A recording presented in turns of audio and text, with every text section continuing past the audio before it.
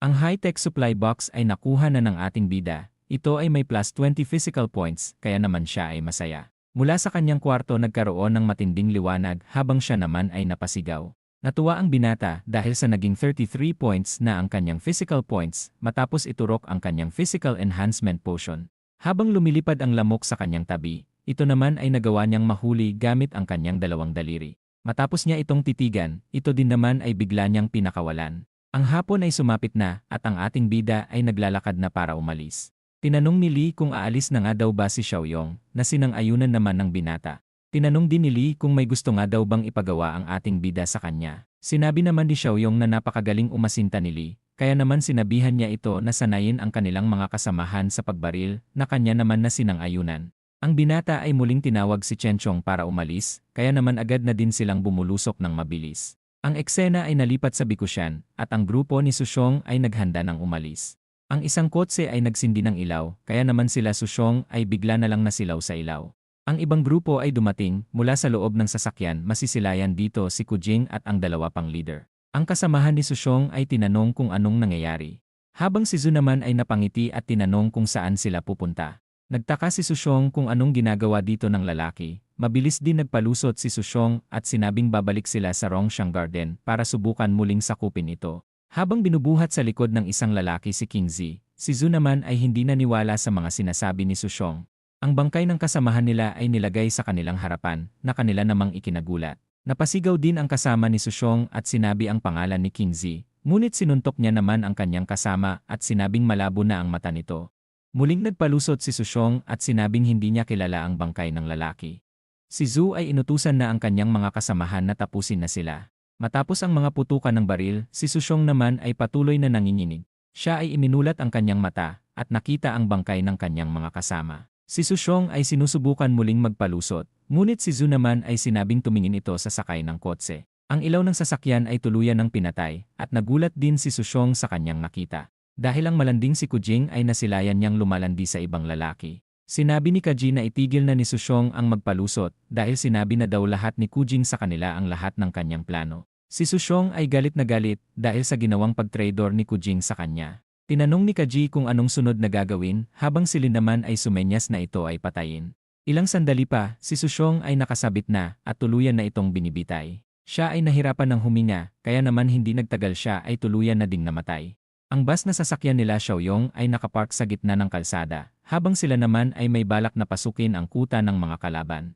Sa kanilang paglalakad, ang binata naman ay may nakita, at ito ay si Sushong na tuluyan ng naging zombie. Natuwa siyang makita na ito ay patay na, ngunit nadismaya din siya dahil hindi niya ito napatay sa sarili niyang mga kamay. Matapos pumitik ng matalas na bagay, ang tali naman ay naputol at tuluyan ng bumagsak si Sushong. Ang ating bida ay nakangiti at sinabing tutulungan niyang makaganti si Sushong. Mula sa isang kwarto si Kujing ay maririnig ang malakas niyang pag-iyak. Nagtaka din siya dahil matapos ang kanyang malaking kontribusyon ito lang daw pala ang kanyang matatanggap. Habang siya ay binibembang, si Lin naman ay sinabing malaking hotdog ang reward ni Kujing para sa kanyang magandang nagawa. Si Kaji ay tapos ng bumembang at nagbibihis na, may bigla din siyang narinig na kakaibang ingay mula sa labas, kaya naman siya ay nagtangkang sumilip mula sa bintana upang ito ay makita. Siya ay nagulat sa kanyang nakita dahil sa mga namatay niyang mga kasama. Mula sa labas ng pintuan may kumakatok ng malakas. Napatingin din sila sa may pintuan, kaya naman ang ating bida ay hindi nila nasilayan. Mula sa kanyang lieg may patalim na nagpakita, hanggang sa ito ay bigla na lang hiniwa ng ating bida. Dahil sa pagbagsak ng katawan, ang dalawa naman ay napasulyap at ang bangkay ay nasilayan. Habang si Lin ay nagtataka kung sino ang dumating na binata, siya naman ay ibinato na ang kanyang sandata, na sa leeg naman ni Lin ay tumama. Ang kupal ay bumagsak na mula sa kama, habang ang dalaga naman ay napasigaw sa kanyang mga nakikita. Si Kujing ay nagtaka kung anong ginagawa ni Xiaoyong dito. Napangiti na lang ang ating bida matapos masilayang nagbebembangan ang tatlo. Dahil sa bait ng binata pagkikitain niya daw ang dalawa, na kanya namang ipinagtaka. Hindi nagtagal lumabas na si Sushong sa may pintuan at agad pumunta sa babaeng kinakabahan. Dahil sa hirap na kanyang kinakaharap, siya ay sumigaw ng tulong sa ating bida na si Xiaoyong. Ang binata ay lumabas na mula sa pintuan at iniwan na ang dalawang nagkakainan. Inutusan ng binata na kumain si Chenchong hanggang sa ito ay mabusog at makontento, kaya naman siya ay muling nasiyahan. Si Xiaoyong ay napasulyap sa isang banda dahil gamit ang kanyang matinding pandinig siya ay may narinig. Ang eksena ay nalipat sa ibang lugar. kung saan may isang lalaking kumakain ng pang-isang buwan. Ang matabang lalaki ay napatingin sa kanyang gilid dahil ang kanyang tauhan ay pumili ng batang makulit, ngunit ang lalaking mataba naman ay sinabing ito ay masyadong payat at maliit. Siya ay biglang may itinuro sa isang banda, at ito ay isang batang malusog at mataba. Ang lalaki ay kinukuha na ito at hinila ang kanyang kamay, ngunit ang nanay naman ay ayaw humiwalay. Sinampal niya ito at sumalagpak sa konkreto, ngunit ang ginang naman ay nakiusap na huwag nitong kunin ang kanyang anak. Ito ay kumuha ng simpatsya sa iba at humingi ng tulong mula sa kanila. Mula sa labas ay may ingay naman na kumakarakas, kaya naman napatanong na lang sila kung sino nga ba ang taong nagmamasid sa kanila. Ang matabang tagapagluto ay napansin na tunog ng shotgun ang baril, kaya naman ang tauhan niya ay sinabing ang boss lamang nilang may tuliling ang may ganitong klase ng baril. Habang sila ay nag-iyakan, ang grupo naman ay nakaabang sa pintuan. Si Taba ay sinabihan ang kanyang tauhan na ito ay tignan, ngunit ang lalaki naman ay kinakabahan dahil siya lamang ay napilitan. Mula sa labas ay may kamay na lumabas na ikinagulat naman ng ungas. Ang lalaki ay biglang hinila habang sila naman ay nagulat at natulala. Nagpaputok din sila ngunit ito ay hindi tumama. Sila ay nagpatuloy sa kanilang pagbaril hanggang sa sumugod na lang si Chenchong at handa nang maglabas ng pangil. Siya ay mabilis na kumilos at agad na hawakan ang malaking ulo na agad niya namang pinaikot. Dahil sa kanyang pagkilos ng mabilis, ang mga tao ay wala nang nagawa kundi sumigaw na lang ng matinis. Ang mga sibilyan ay nagtataka dahil ang zombie ay hindi sumusugod sa kanila.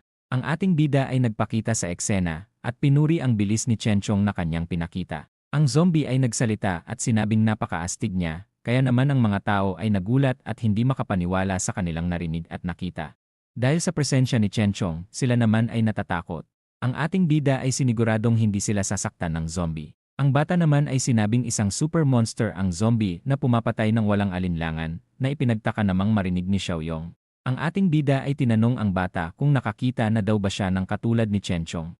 Ang nanay naman ng bata ay sumang-ayon at sinabing nakita nila ito sa Decor City ng East Town. Ang ating bida naman ay hindi inasahan na magkakaroon kaagad ng iba pang mutant katulad ni Chenchong. Sinabi niya din na malapit lang ito sa Leaf Town kung nasaan ang kanyang base. Nagtaka si Chenchong kung anong pinag-uusapan nila, kaya naman sinabi ng ating bida na may natagpo ang ibang mutant na katulad niya.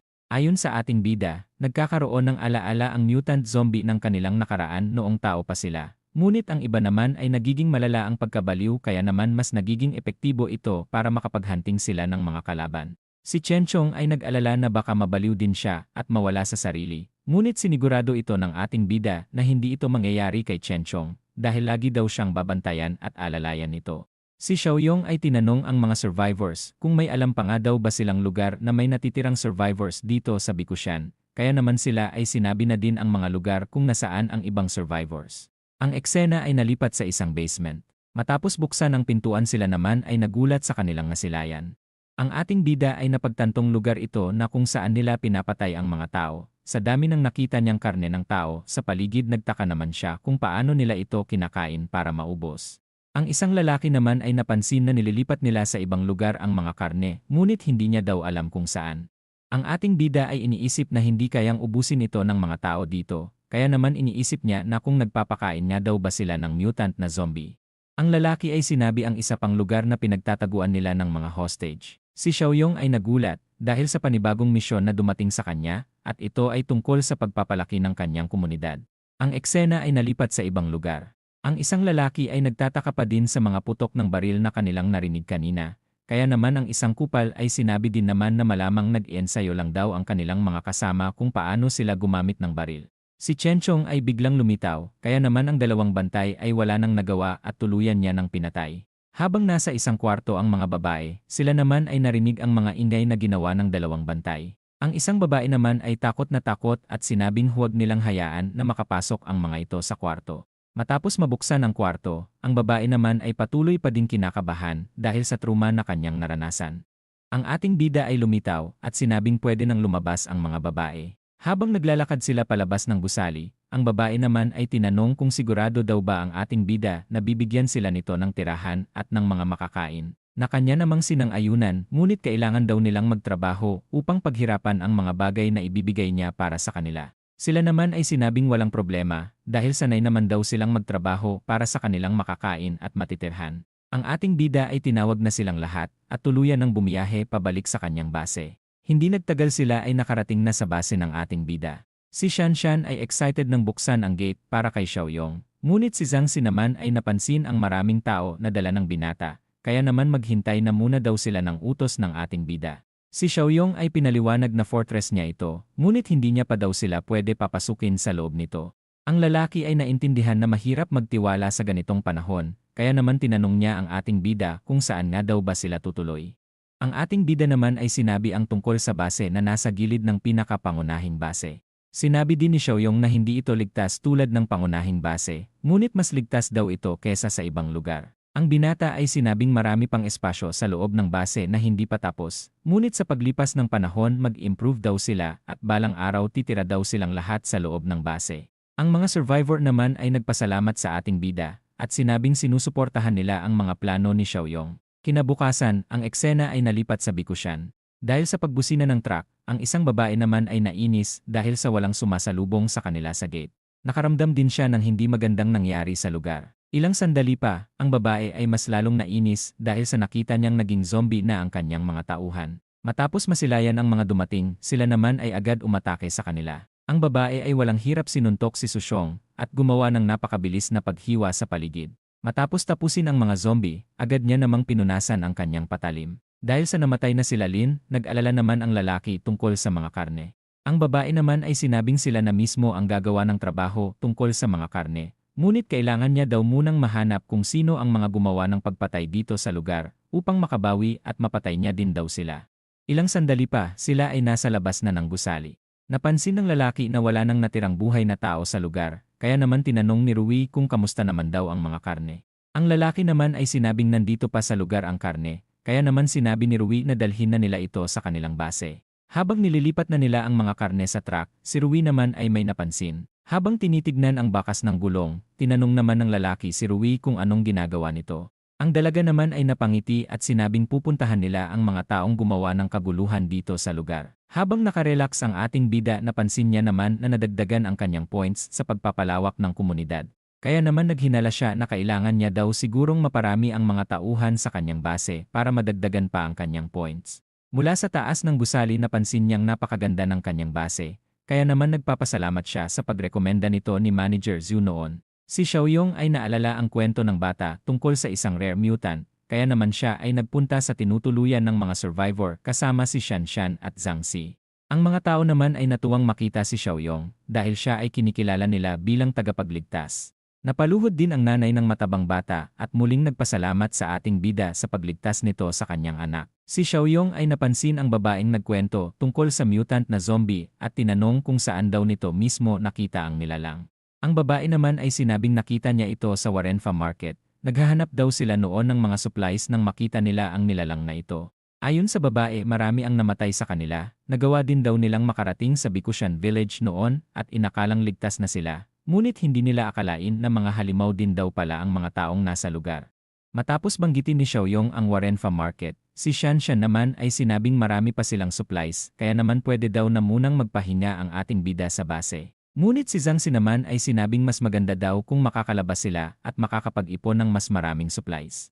Ayon kay Xiaoyong 2 kilometro lang daw ang layo nito mula sa kanilang base, kaya naman kailangan niya daw itong tapusin bago pa ito aksidenteng makapunta sa kanilang base. Matapos mabitawan ang palanggana, ang babae naman ay sinabing huwag nang pumunta ang ating bida dahil sa sobrang delikado ng halimaw. Ang binata naman ay pinakalma ang babae at sinabing alam niya ang kanyang mga ginagawa, kaya naman huwag daw itong kabahan.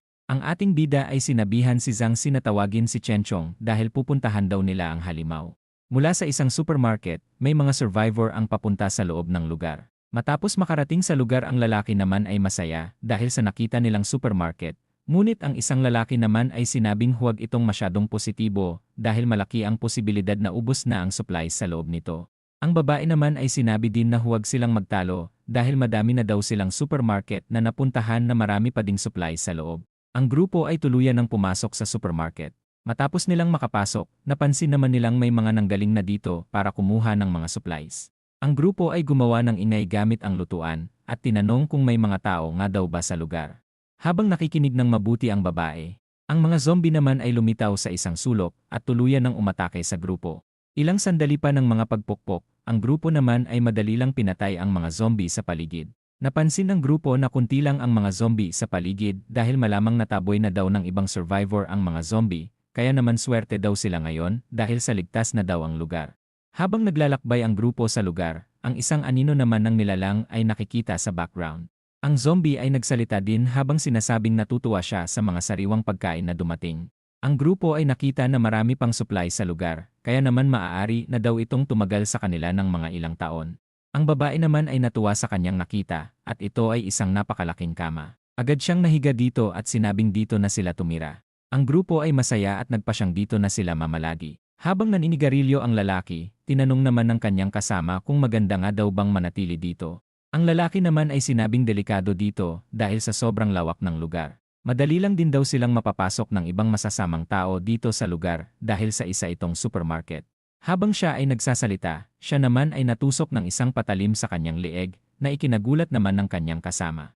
Ang mutant na zombie ay nagsalita at sinabing gusto niya ng masarap at sariwang karne ng tao. Ang lalaki ay biglang tumakbo at sumisigaw na may multo sa lugar. Ang kasamahan naman nila ay napansin ang pagsigaw ng lalaki at nagtaka kung anong nangyayari. Siya ay biglang nasaksak ng napakaraming patalim na kagagawa ng mutant na zombie. Habang nagtataka sa nangyayari, ang isang babae naman ay tumatakbo at sinabing tumakbo at umalis na daw sila dito sa lugar. Ang grupo ay tuluyan ng tumakbo, ngunit ito ay nagawang maabutan ang isang babae. Sila ay nagpatuloy na tumakbo dahil sa takot nilang mamatay.